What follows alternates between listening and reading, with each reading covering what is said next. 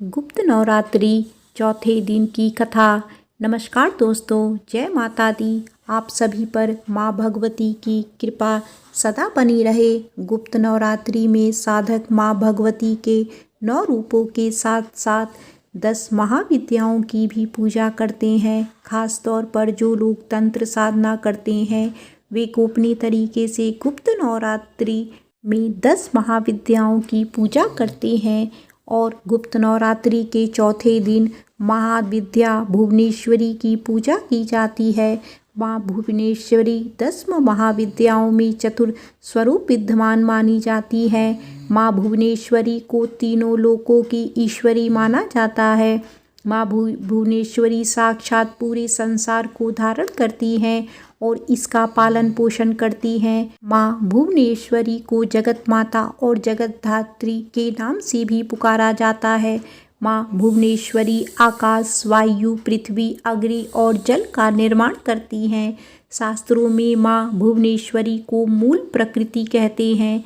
शास्त्रों में वर्णन मिलता है कि माँ भुवनेश्वरी भगवान शिव के वाम भाग में सदैव विराजमान रहती हैं और इनकी पूजा करने से अपार ऐश्वर्य की प्राप्ति होती है। जीवन की सभी समस्याएं दूर हो जाती हैं।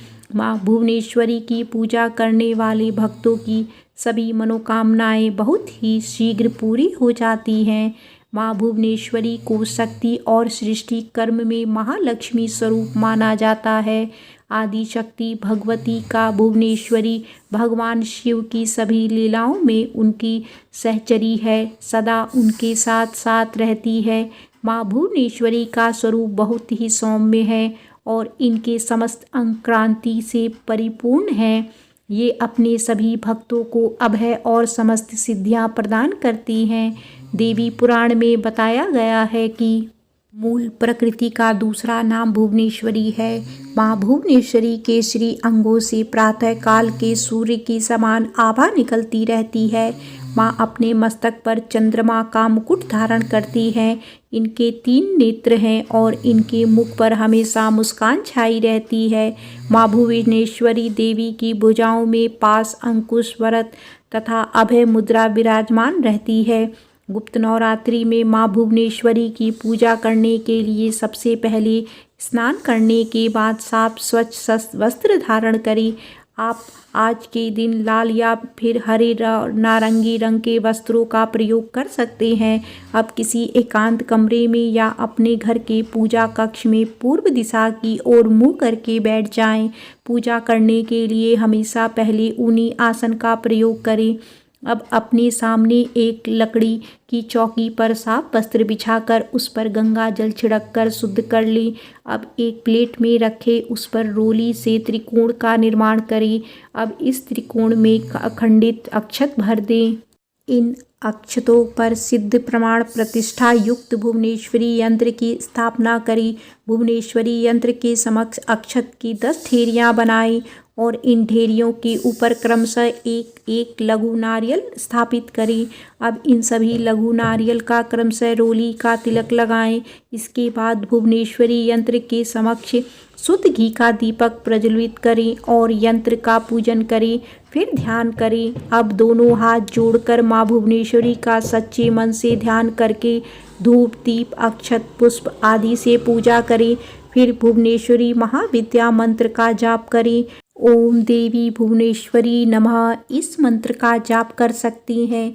मंत्र का जाप हमेशा सफ़ेद हकीक की माला से ही करना चाहिए। यदि आप मंत्र का जाप नहीं कर रहे हैं तो आप केवल सच्चे मन से माँ भगवती से, महाविद्या माँ भुवनेश्वरी से प्रार्थना करके उनके सभी मनोकामना पूर्ति की प्रार्थना कर सकते हैं, उनका ध्यान कर सकते हैं। अगर आप चाहें तो माँ भुवनेश्वरी की पूजा किसी शिव मंदिर में जाकर भी कर सकते हैं।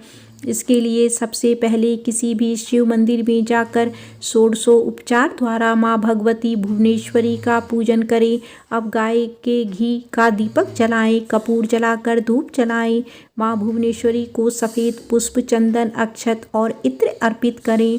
दूध और शहद अर्पित करें। साथ ही माँ भुवनेश्वरी को मावे या मावे से बनी मिठाई का भोग लगाएं। माँ भुवनेश्वरी की पूजा संपन्न करने के बाद माँ को चढ़ाए गए भोग को किसी भी सुहागिन महिला को आप दे सकती हैं। और अगर ऐसा करना संभव ना हो तो आप माँ पार्वती जी के चरणों में भी इस प्रसाद को अर्पित कर सकते हैं। यदि आप ऐश्वर्य प्राप्त करना चाहते हैं तो माँ भुवनेश्वरी पर रात रानी का इत्र अर्पित करें। पारिवारिक समस्या को दूर करने के लिए माँ भुवनेश्वरी को 12 सफ़ेद पुष्प अर्पित करें। यदि आपकी कोई विशेष मनोकामना है, उसकी पूर्ति आप चाहते हैं तो माँ भुवनेश्वरी पर चढ़े हुए अक्षतों को आप अपने घर में किसी सुरक्षित जगह पर छुपा कर रख दें। मनोकामना पूर्ति होने के बाद उन अक्षतों का आप विसर्जन कर दें। माँ भुवनेश्वरी की पूजा में कुछ बातों का भी ध्यान आपको रखना होता है। महाविद्या माँ भुवनेश्वरी की उपासना करने के लिए उपासक को सिद्ध प्राण प्रतिष्ठा भुवनेश्वरी यंत्र, सफ़ेद हकीक या रुद्राक्ष की माला, 10 लघु नारियल, यह तीनों चीज़ों होना अति आवश्यक है। लघु नारियल का वास्तुशास्त्र में विशेष महत्व बताया गया है। दरअसल जो छोटे नारियल होते हैं उन्हें ही लघु नारियल कहते हैं। लघु नारियल को पूजा घर में रखना बहुत शुभ माना जाता है।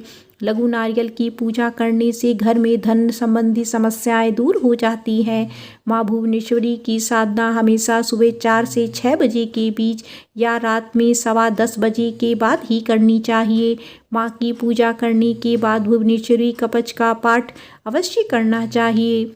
माँ भुवनेश्वरी की यह साधना 11 दिनों की होती है। जो तांत्रिक लोग होते हैं उनके लिए यह नियम है कि लेकिन जो लोग केवल गुप्त नवरात्रि के बहुत ही सरल आसान विधि से व्रत रख रहे हैं तो उन्हें केवल सरल विधि से माँ भुवनेश्वरी की पूजा बाकी दिनों की तरह करनी चाहिए। माँ भुवनेश्वरी की साधना करते समय उपासक को पूरी आस्था से साथ सभी नियमों का पालन करना चाहिए। साधक को माँ भुवनेश्वरी की साधना उपासना से जुड़ी सभी जानकारियों को पूर्ण रूप से गोपनीय रखना चाहिए, अर्थात गुप्त रखना चाहिए, नहीं तो पूजा सफल नहीं होती। 11 दिनों के बाद पूजा संपन्न करने के बाद भुवनेश्वरी यंत्र को अपने घर के मंदिर या तिजोरी में लाल वस्त्र से बांधकर 1 साल के लिए रख देना चाहिए।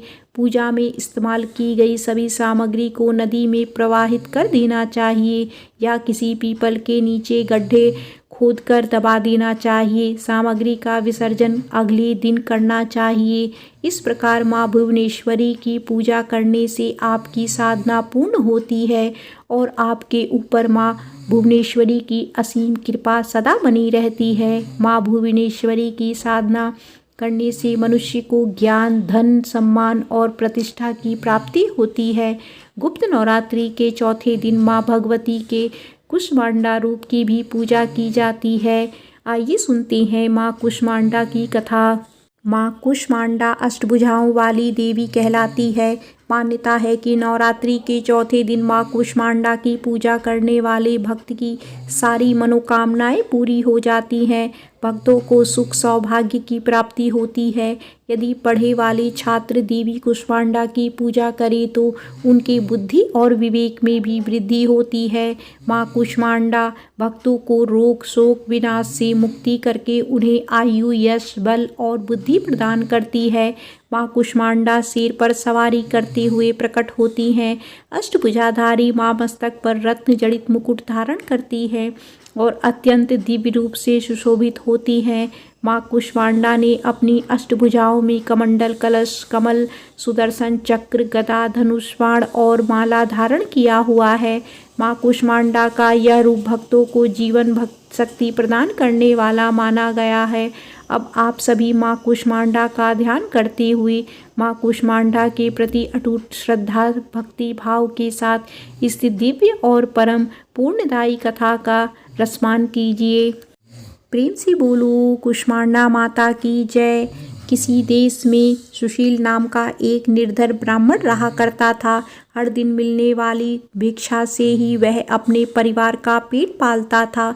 उसका परिवार बहुत बड़ा था, इसीलिए वह प्रातःकाल होते ही भिक्षा मांगने के लिए घर से निकल जाता और शाम होने पर लौट कर आता। फिर देवताओं, पितरों और माँ दुर्गा के साथ ही अतिथियों की पूजा करने के बाद आशीषित जनों को खिलाने के बाद ही वह खुद भोजन ग्रहण किया करता था।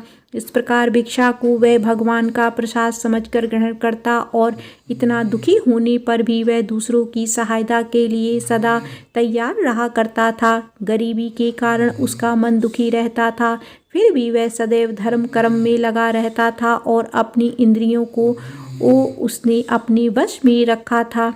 इसीलिए वह सदाचारी, धर्मात्मा और सत्यवादी था। उसके हृदय में कभी भी अहंकार, क्रोध या ईर्ष्या जैसे बुरे विचार उत्पन्न ही नहीं होते थे। एक बार उस ब्राह्मण के घर के पास में सत्यव्रत नाम के एक तेजस्वी ऋषि आकर ठहरे। वे एक बहुत ही पहुँचे हुए तपस्वी थे। उनके समान विद्वान और सभी वेदों के ज्ञाता और कोई भी नहीं था।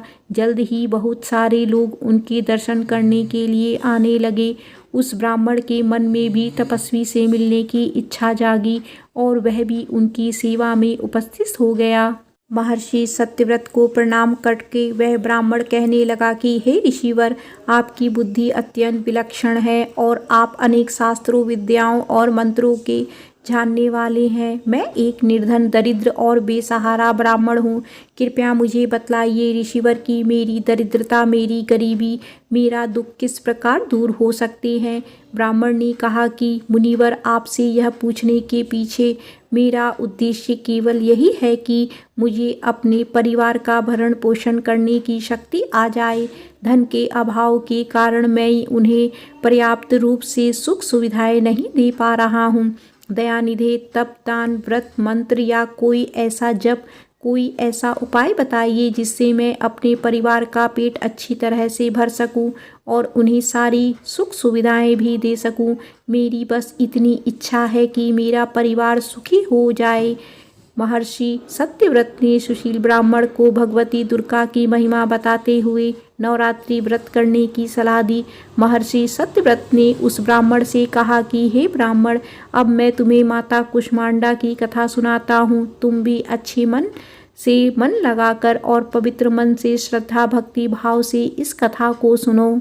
इस कथा को सुनने मात्र से व्यक्ति की अनेक प्रकार की बीमारियों का, अनेकों दुखों का नाश हो जाता है। उसे सद्बुद्धि मिलती है और सुख समृद्धि की प्राप्ति होती है और उनके मन में ममता के प्रति अटल भक्ति भी जागती है। यह उस समय की बात है जब संपूर्ण ब्रह्मांड अंधकार से भरे हुए एक शून्य के समान लग रहा था, लेकिन फिर दिव्य प्रकाश की एक किरण चारों ओर फैली अंधेरा उजाली में बदल गया। अब उस प्रकाश की कोई सीमा नहीं थी। देखते ही देखते वह दिव्य प्रकाश एक दिव्य नारी के रूप में बदल गया।